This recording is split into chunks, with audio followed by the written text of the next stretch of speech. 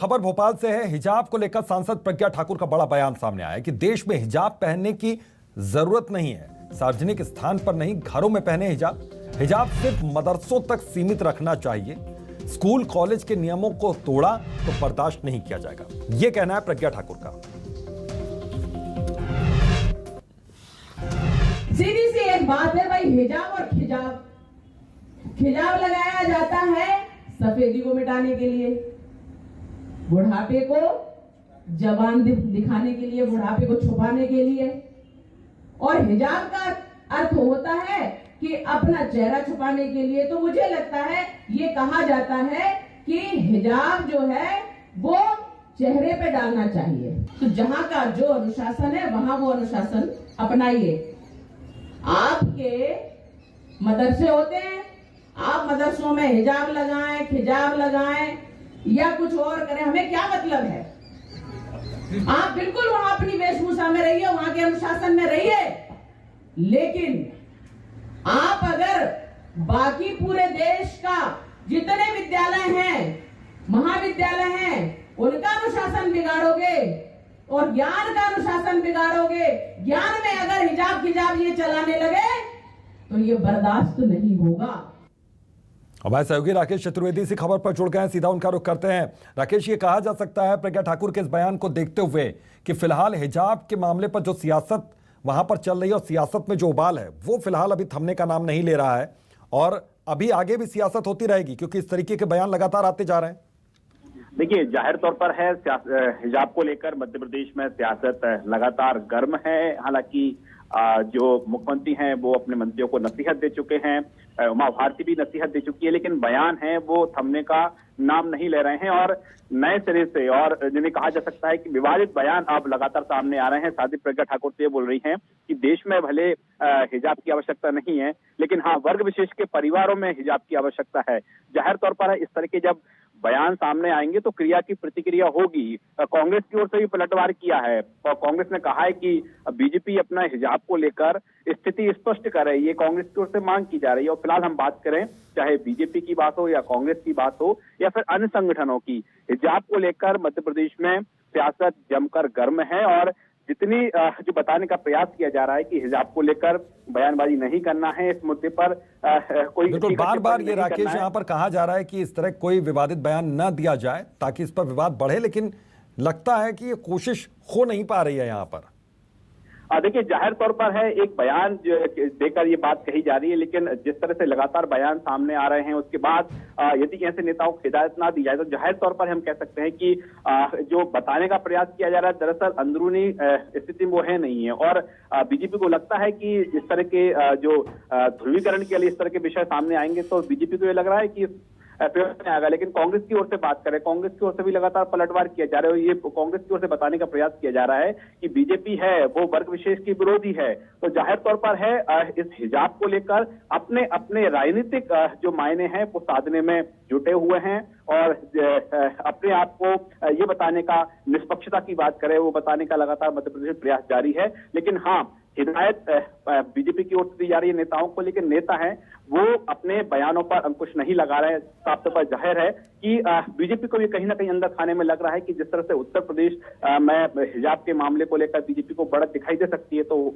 आने वाले समय में मध्य प्रदेश के लिए हिजाब मामला फायदे का साबित हो सकता है। और यही कारण है कि अलग अलग नेताओं को जो हिजाब को लेकर बयानबाजी है वो लगातार सामने आ रही है। बिल्कुल, हिजाब को लेकर लगातार बयानबाजी यहाँ पर सामने आ रही है। राकेश, बहुत बहुत शुक्रिया आपका इस तमाम जानकारी के लिए। तो बता दें कि प्रज्ञा ठाकुर ने साफ तौर पर यह कहा है कि स्कूल कॉलेज के नियमों को तोड़ा गया तो बर्दाश्त नहीं किया जाएगा, हिजाब को सिर्फ मदरसे तक यहाँ पर सीमित रखा जाए। तो कहा यह जा सकता है कि सियासत अभी भी हिजाब के मसले पर यहाँ पर चल रही है, क्योंकि लगातार आलाकमान ये कह रहा है कि इस पूरे मामले पर कोई भी बयान न दे जिससे विवाद खड़ा हो, लेकिन लगातार बीजेपी के सांसद या फिर नेता इस पर बयान इस तरीके से दे रहे हैं ताकि आने वाले समय में एक बार फिर से वार करने का मौका यहां पर विपक्ष को मिले। तो हिजाब को लेकर सांसद प्रज्ञा ठाकुर का ताजा बयान सामने आया है।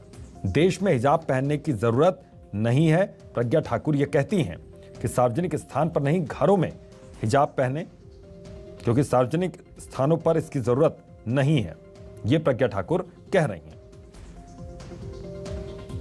तो स्कूल कॉलेज के नियमों को तोड़ा तो बर्दाश्त नहीं किया जाएगा। प्रज्ञा ठाकुर ने यह भी कहा। चेतावनी भरा लहजा यहां पर प्रज्ञा ठाकुर का सामने नजर आया। तो देश में हिजाब पहनने की जरूरत नहीं है, प्रज्ञा ठाकुर ये कहती हैं। और जाहिर है कि प्रज्ञा ठाकुर के इस बयान के बाद यहां पर जिस तरीके से एक बार फिर से सियासत गरमाएगी, यहां पर जिस तरीके से मध्य प्रदेश में लगातार हिजाब को लेकर बयान दिए जा रहे हैं और जिस तरीके से कई कॉलेजेस में यह देखा गया कि हिजाब पहनकर जो छात्राएं पहुंची हैं, हिंदू संगठनों ने वहां पर जय श्री राम के नारे लगाए हैं। फिर हिजाब पर वहां पर बैन कई जगहों पर किया गया, फिर वापस लिया गया। और सूबे के गृह मंत्री ने यह साफ तौर पर कहा कि इस तरह का कोई भी निर्देश नहीं दिया गया है सरकार की ओर से, कृपा करके इस पर किसी भी तरीके का बयान न दिया जाए। लेकिन फिलहाल जो बयान की स्थिति है वो इस तरीके से सामने आ रही है। आपको एक बयान सुनाते हैं इससे जुड़ा हुआ।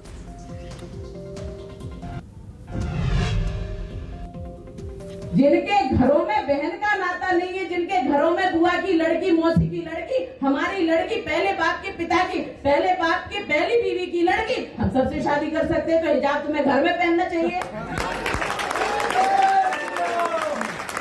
अरे बाहर निकल करके तुम सूरत दिखाओ या ना दिखाओ, आप खूबसूरत हैं या बदसूरत हैं, हमें क्या लेने देना। लेकिन जहां हिजाब पहनना है वहां हिजाब लगा के रखेंगे, और जहां हिजाब लगाना है वहां हिजाब पहन के रखेंगे। भाई उल्टा करोगे तो गलत उल्टा ही होगा। एक बात निश्चित मान लीजिए, हमारे यहां भी हम कहते हैं भारत में एक परिभाषा होना चाहिए कुछ चीजों की।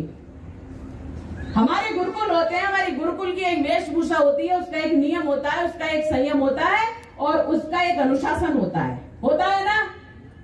अरे हाँ तो हाँ, जय श्री राम बोलिए।